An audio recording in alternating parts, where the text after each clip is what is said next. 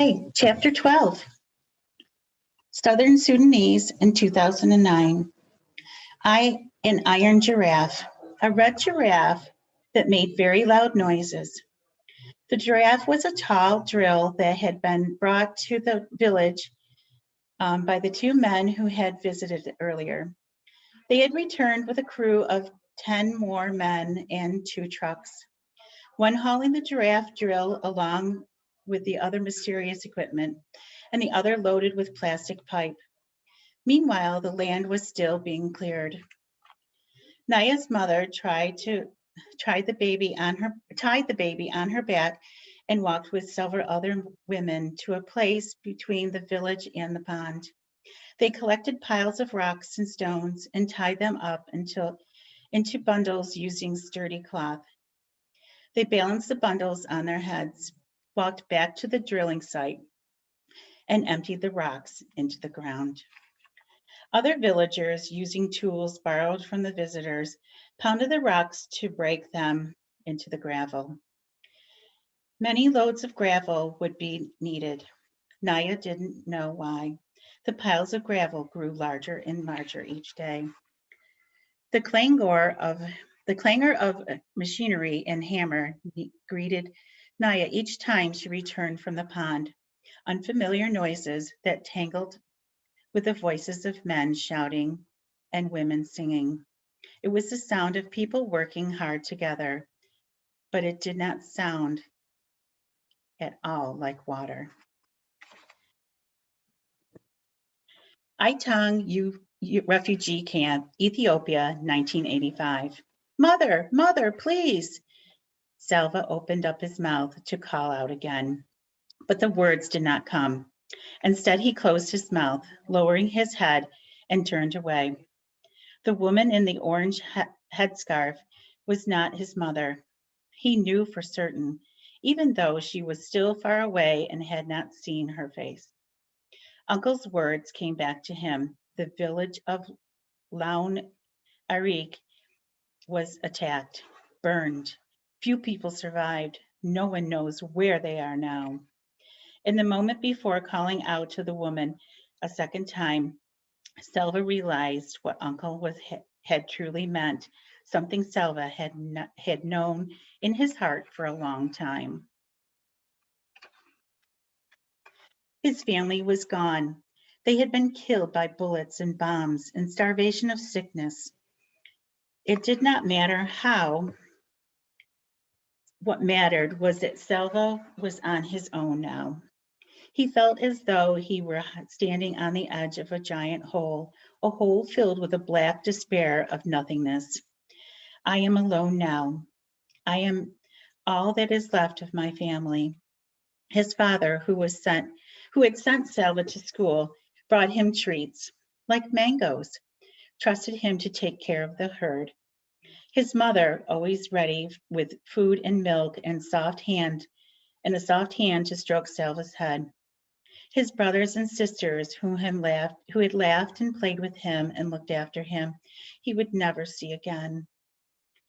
How can I go on without them? But how can I not go on?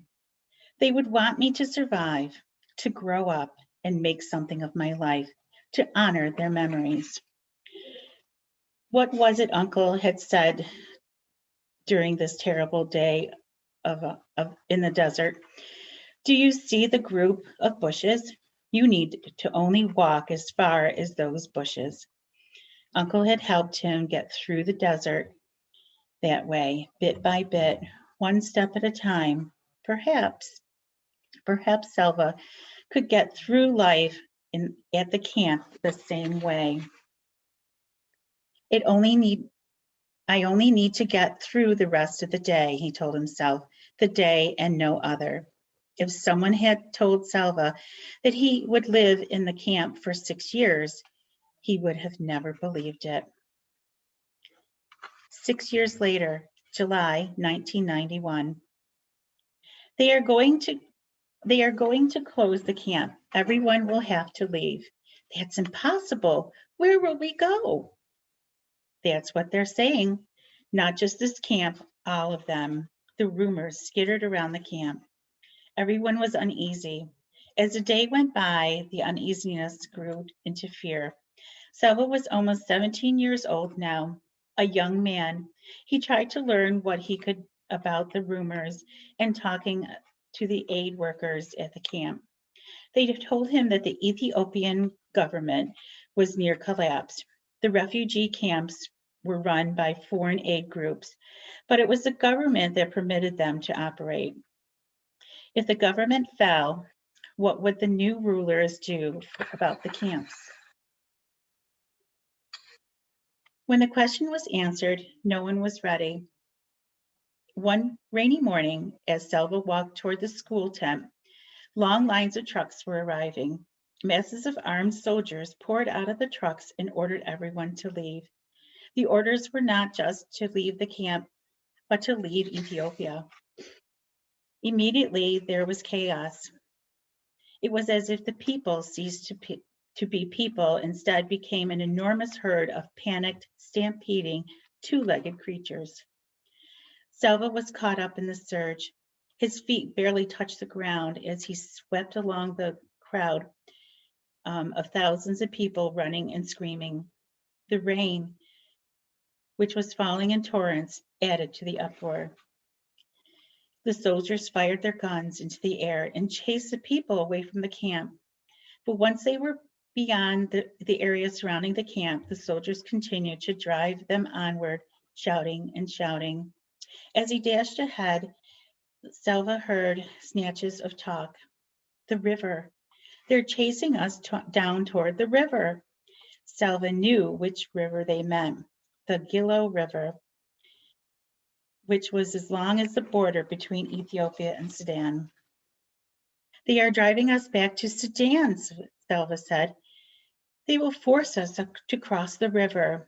It was the rainy season. Swollen by the rains, the Gilo's current would be awful. The Gila was well known for something else too, crocodiles.